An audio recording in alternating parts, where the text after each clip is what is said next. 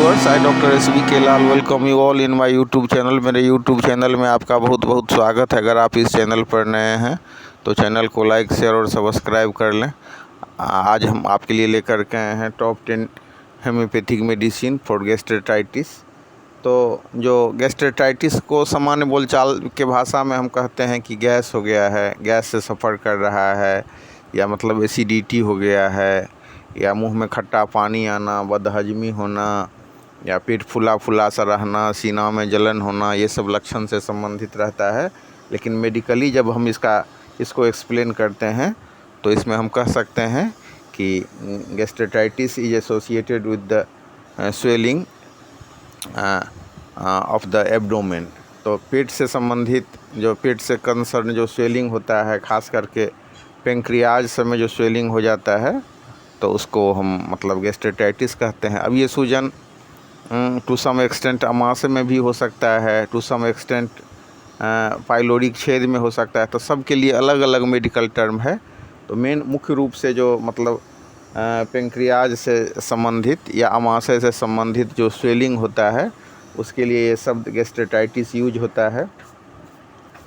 और अगर हम कारण की बात करें तो इसका कारण H. पाइलोरी बैक्टीरिया हो सकता है, या नॉन स्टेरॉइड इन्फ्लामेटरी ड्रग हो सकता है, या फिर बहुत ज़्यादा एलोपैथिक मेडिसिन का एब्यूजिंग हुआ है, या लाइफ स्टाइल है, या अल्कोहल टेकिंग है, या फिर मतलब इन्फेक्शन हो गया है म्यूकोसा में। तो ये सब सारा फैक्टर सब होता है। लेकिन अगर मतलब हम इसको जांच ऊँच करवाए, इंडोस्कोपी करवाए, सारा टेस्ट हो गया, फिर भी कुछ समझ में नहीं आता है, तो हम कहते हैं कि ये हेरिडिटी से है। कई बार तो हम देखते हैं कि कोई तेल मसाला नहीं खा रहा है, कोई भोजन अनियमित नहीं, एकदम सदाचारी आदमी है, वो सब ही सफ़र कर रहा होता है कौन चीज़ से, तो गैस्ट्रेटाइटिस से।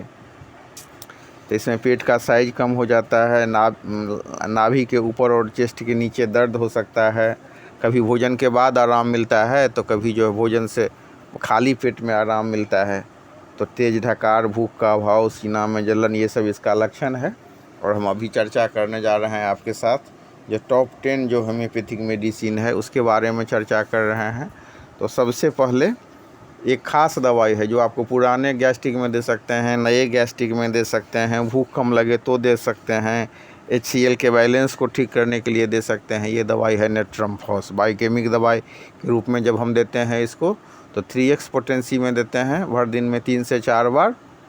और अगर होम्योपैथी में देते हैं तो 30 पावर में देते हैं। इसको होम्योपैथी में देने का है कि इसको 4 से 5 बूंद सुबह, दोपहर, शाम 3 से, उसके बाद जो है इसको डायरेक्ट भी टंग पर दे सकते हैं, या फिर पानी में मिला करके दे सकते हैं।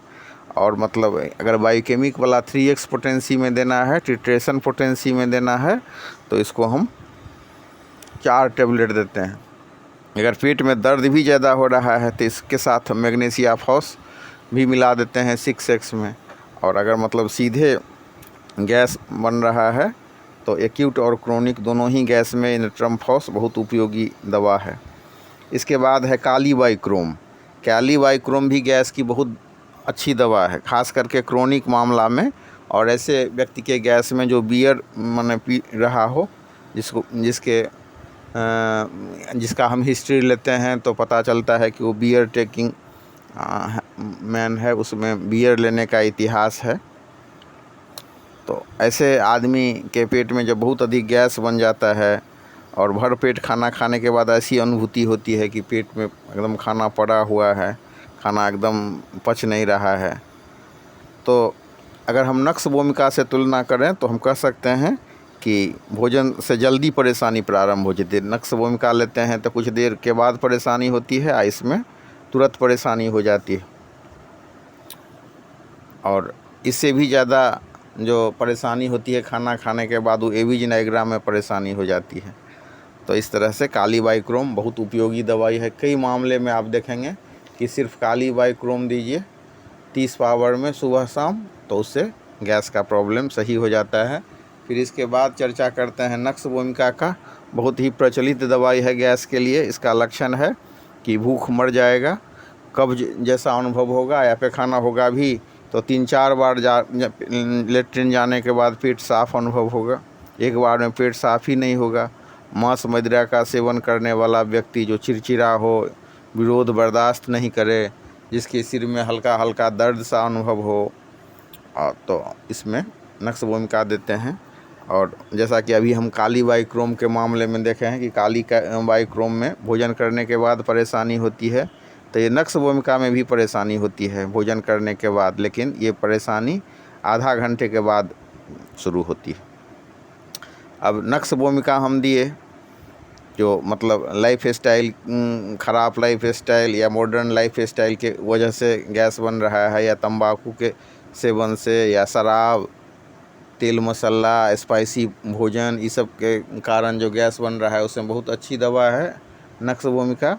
लेकिन कई बार हम देखते हैं कि नक्स भूमिका दिए या फिर भी बहुत आराम नहीं मिल रहा है और क्रोनिक गैस का मामला हो गया है, तो रात में अगर हम नक्स भूमिका देते हैं 200 पावर में और सुबह में फिर सल्फ़र दे देते हैं 30 पावर में, तो उससे फिर फ़ायदा होने लग जाता है।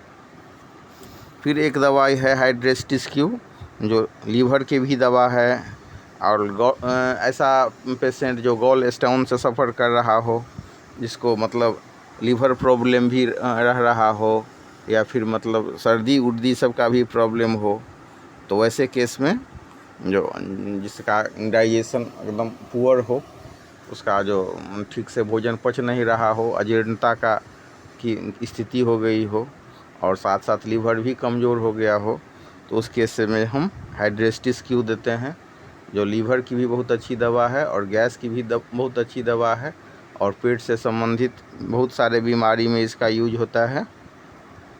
और गॉल स्टोन में के चलते जब बहुत गैस बनता है और कंस्टिपेशन रहता है, इसमें हाइड्रेस्टिस में भी कंस्टिपेशन रहता है, तो इसको हम गर्म पानी में 10 से 15 बूंद भोजन के बाद देते हैं, या भोजन और नाश्ता के बाद देते हैं। भर दिन में 2-3 बार देने से अधिक फ़ायदा होता है। और अगर इसके साथ साथ हम फेल्टोरी देते हैं 30 पावर में सुबह शाम 3 से 4 बूंद, तो और भी अधिक फ़ायदा बढ़ जाता है। गैस भी ख़त्म हो जाता है, कंस्टिपेशन भी ठीक हो जाता है, और लीवर भी अच्छा हो जाता है।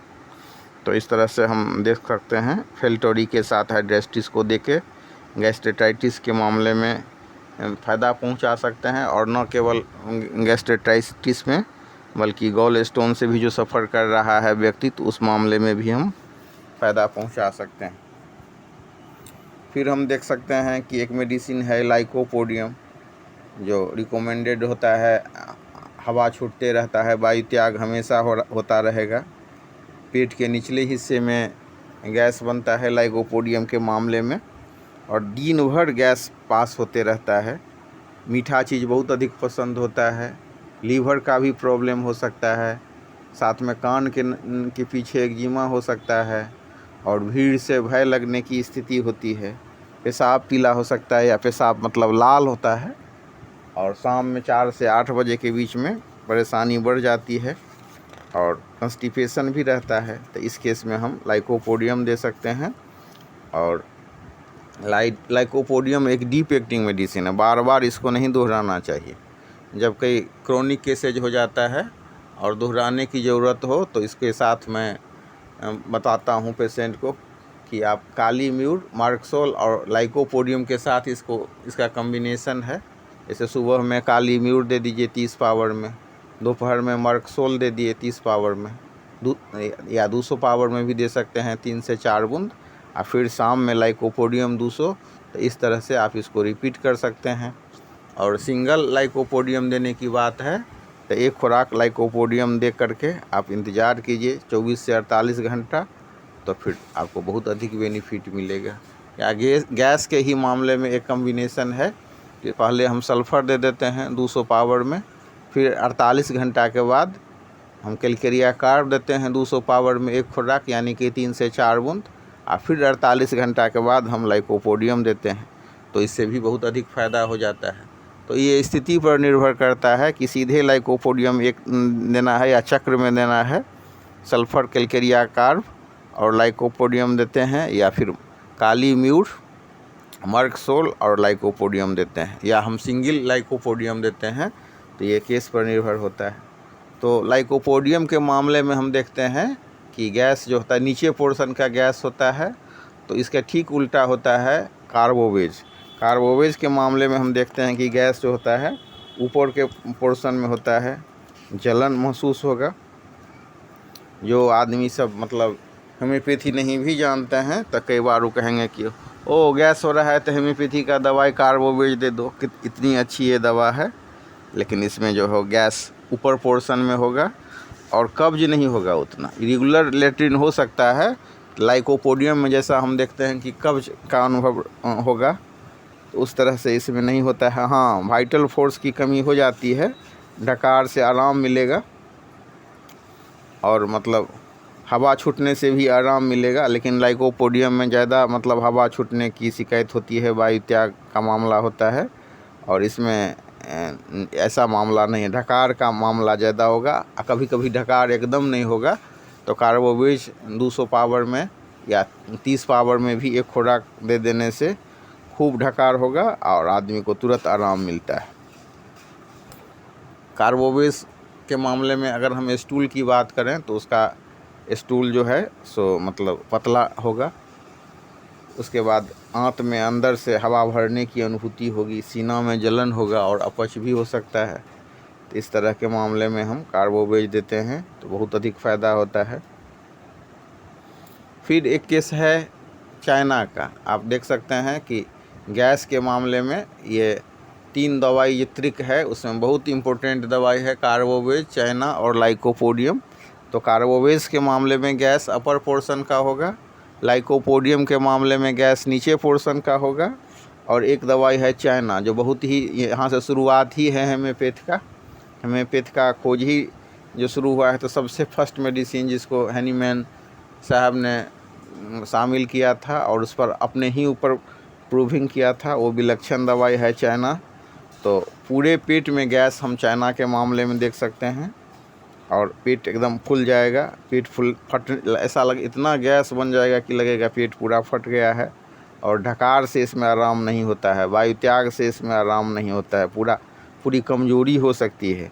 तो इस मामले में हम चाइना देते हैं।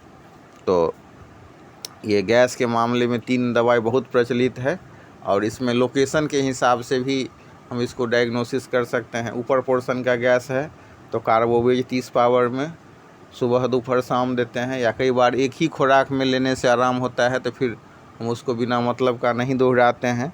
फिर लोअर एब्डोमेन में नीचे के पोर्शन में गैस बन रहा है तो लाइकोपोडियम देते हैं।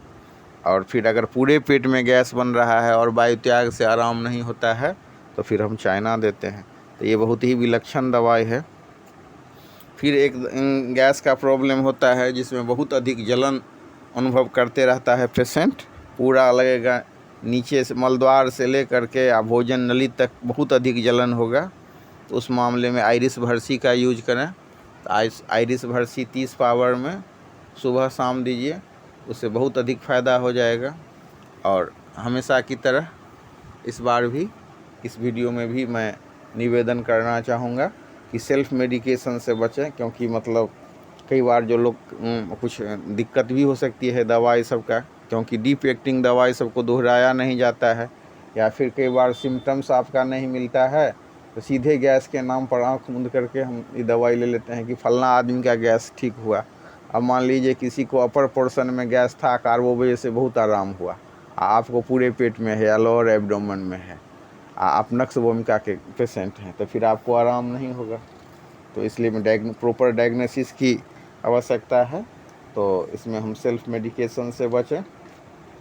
फिर एक मेडिसिन है पल्सटिला, ये भी बहुत रिमार्केबल मेडिसिन है गैस के लिए।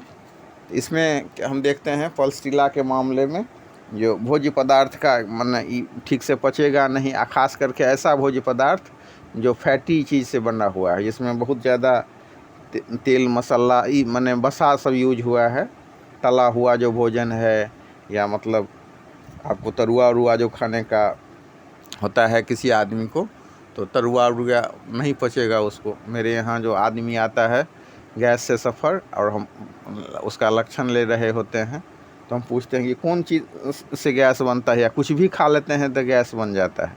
तो अगर पेशेंट कहा कि नहीं ये तला उला चीज़ एकदम नहीं पचता है, तो उस केसेज में मैं पल्सटीला सेलेक्ट करता हूँ। तो पल्सटीला का जो पेशेंट होता है उसको मतलब मक्खन, तरुआ, आइसक्रीम, ये सब के सेवन से उसका तकलीफ़ बहुत बढ़ जाता है। स्वभाव की बात करें तो उसका स्वभाव बहुत मतलब मृदु होगा, प्यास कम होगा, ओपन एयर रिलीफ होगा, मतलब खुले हवा में खिड़की उड़की खोल करके रहने से थोड़ा सा रिलीफ होगा। मुंह साफ़ नहीं होगा, जीभ साफ़ नहीं रहेगा, जीभ पर भी हल्का सा मल रहेगा, मुंह का स्वाद विकृत रहेगा, मतलब उसका स्वाद जो मुंह का, कभी कभी आप देखते हैं, अनुभव कीजिएगा कि स्वाद एकदम मुंह का अच्छा नहीं लग रहा है, अंदर से लग रहा है जैसे स्वाद एकदम सरा सा स्वाद आ रहा है, और ठंडा पानी पीने से कष्ट बढ़ जाता है। तो ये सब लक्षण है पल्सटीला का। निराश, हतोत्साह टाइप का पेशेंट अनुभव होगा, सहनशील होगा और तकलीफ़ जो है सो शाम में बढ़ जाता है। फिर अंदर से जो कभी कभी मुंह में पानी आ जाता है तो पानी का स्वाद जो है सो उसमें भोजन का स्वाद रहेगा। फिर एक दवाई है कि मतलब फेरम मेटेलिकम, तो गैस में बहुत ज़्यादा ये यूज नहीं होता है, लेकिन पार्टिकुलर लक्षण पर बहुत अधिक फ़ायदा पहुंचाने वाली दवा है कि जबकि आपके पेट में मतलब गर्मी अनुभव हो, जलन अनुभव हो। और कई बार आप देखते हैं कि हम कार्बोवेज भी दे दिए, चाइना भी दे दिए, लाइकोपोडियम भी दिए, या और भी कई दवाई दिए, या उससे फ़ायदा नहीं मिल रहा है, तो उस केसेज में मेंटल सिम्टम्स लेना बहुत ज़रूरी है। और मेंटल सिम्टम्स की बात करें तो जो दिमागी तनाव से आदमी सफ़र कर रहा है, मानसिक तनाव से सफ़र कर रहा है, या कुछ चीज़ उसका लॉस हो गया है, इस ऐसे गैस का जो पेशेंट आता है तो उसमें इग्नेशिया 30 सिर्फ आप सुबह में एक बार और एक बार माने 10 बजे के पहले दे दीजिए, 9:30 बजे 10 बजे तक दीजिए। 2 से 3 दिन में देखेंगे कि ऐसा आदमी का गैस जो मेंटल जो डिप्रेशन से गुजर रहा है तो उसमें इग्नेशिया 30 से बहुत अधिक लाभ